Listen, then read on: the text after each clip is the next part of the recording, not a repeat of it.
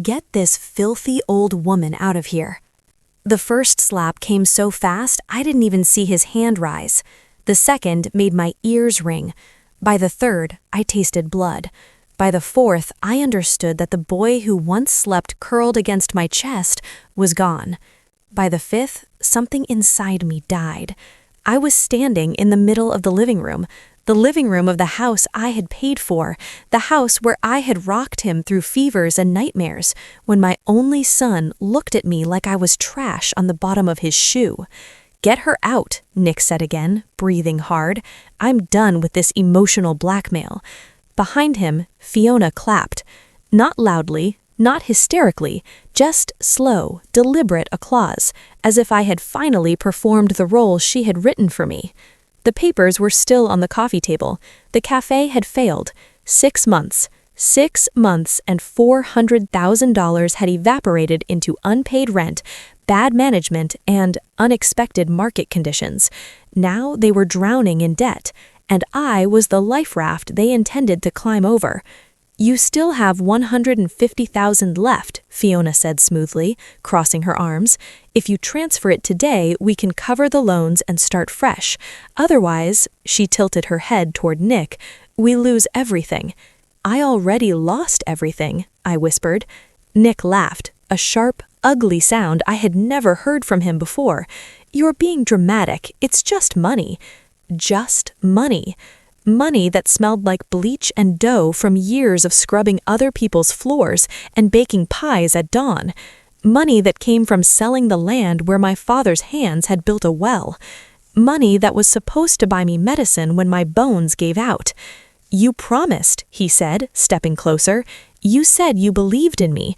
Was that another guilt tactic? I gave you $400,000. And it wasn't enough," he exploded. "If you had trusted us fully, if you had put everything in from the beginning, we wouldn't be here." The room went silent after that. Even Fiona stopped smiling. I saw it then. It was never about partnership. It was never about dreams. It was about entitlement, about a son who believed his mother was an endless well. "I have nothing left to give," I said. Nick's face twisted. "You're selfish." The word hit harder than the slaps. Selfish. For wanting to survive my own old age? For wanting dignity? For wanting not to be erased? "You raised me to think family supports each other," he continued, voice rising. "Now prove it." "I already did." He grabbed my shoulders and shoved me back. I stumbled, hitting the edge of the table. The sound of my body colliding with wood echoed through the room. "Stop acting like a victim," he shouted. That was when the doorbell rang. Once, twice. Sharp, certain. Nick froze. Fiona frowned. "Who is that?" He stormed to the door, yanking it open. And then he went still, completely still. His face drained of color. From the floor, I could only see the shadow in the doorway, broad shoulders, familiar stance. "Mr. Parker," a deep voice said.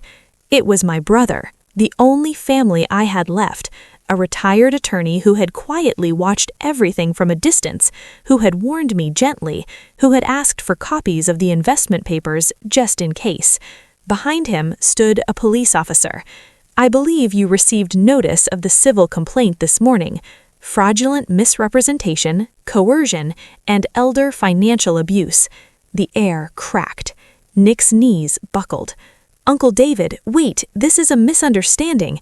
"No, it's not," my brother said softly. Fiona stepped forward. "You can't prove anything." "I don't need to," he replied.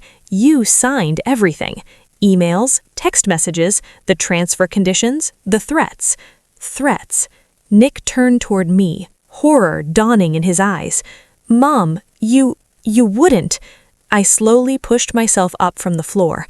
My cheek burned, my lip throbbed, but my voice was steady. "I already did." The officer stepped inside.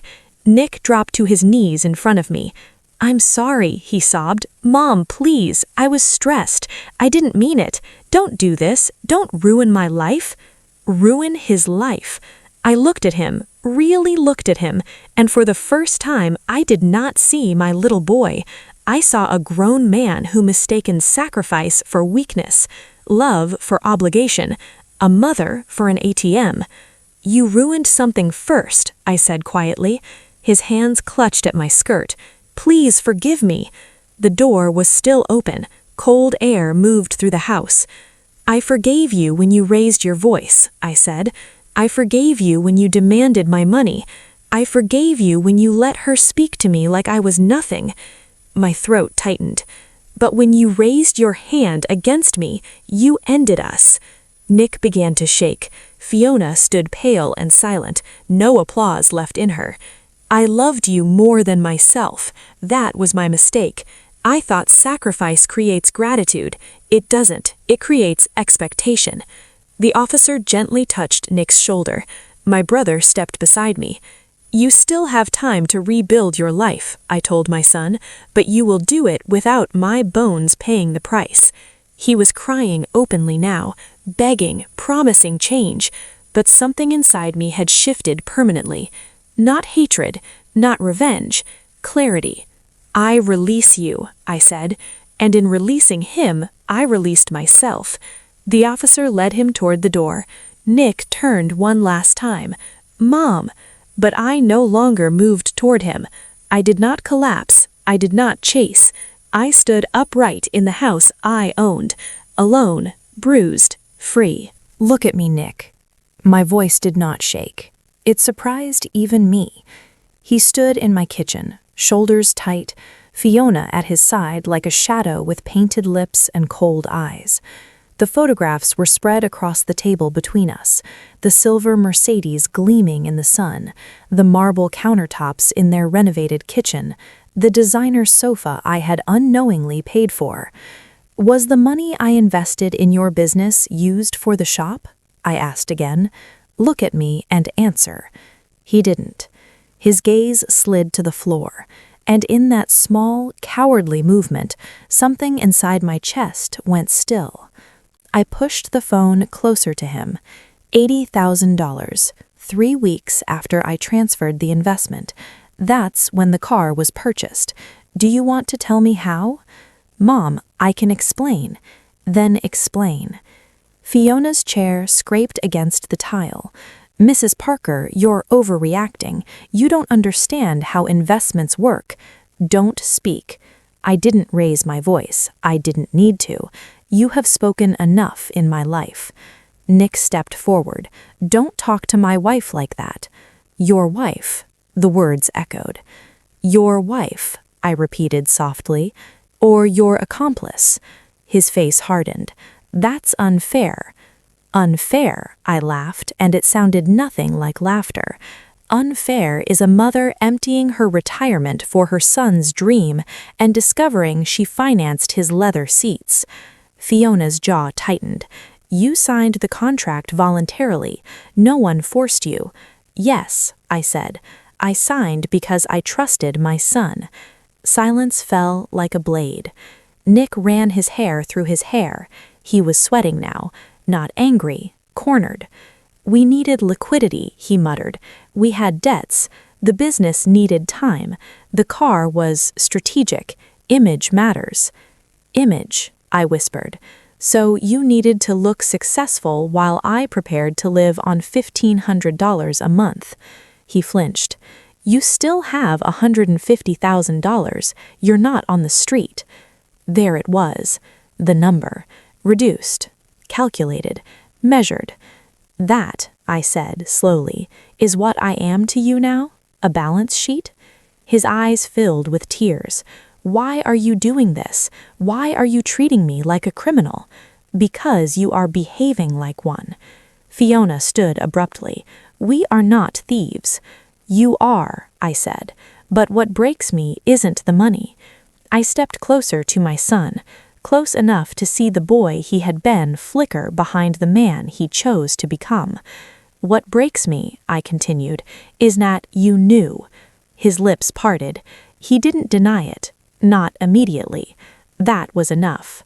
You knew, I repeated. Maybe not at first, but you know now, and you are standing here defending it. "It's not that simple," he shouted. "You never believed in me fully. You always held something back. This was my chance to finally build something without your shadow over me. So you burned me to step out of it?" His tears fell freely now. "We have dreams, Mom. Fiona and I have plans. Sometimes sacrifices have to be made." "Sacrifices," I said. "You call stealing from your mother a sacrifice. It's an investment. In what? Your comfort? Your pride?" Fiona grabbed her purse. "Nick, this is pointless." But he didn't move. He looked at me like he was drowning. "I love you," he whispered. The words floated between us, fragile and useless. "No," I said gently. "You love what I give you. You love what I protect you from. But love doesn't look like this." His shoulders collapsed. "For a moment," I said, voice breaking despite my effort, "that maybe you were being manipulated, that maybe I didn't see it, that maybe I could still reach you." He looked up. "But now I see the truth. You see it, and you are choosing it." Fiona pulled his arm. "Let's go." He let her.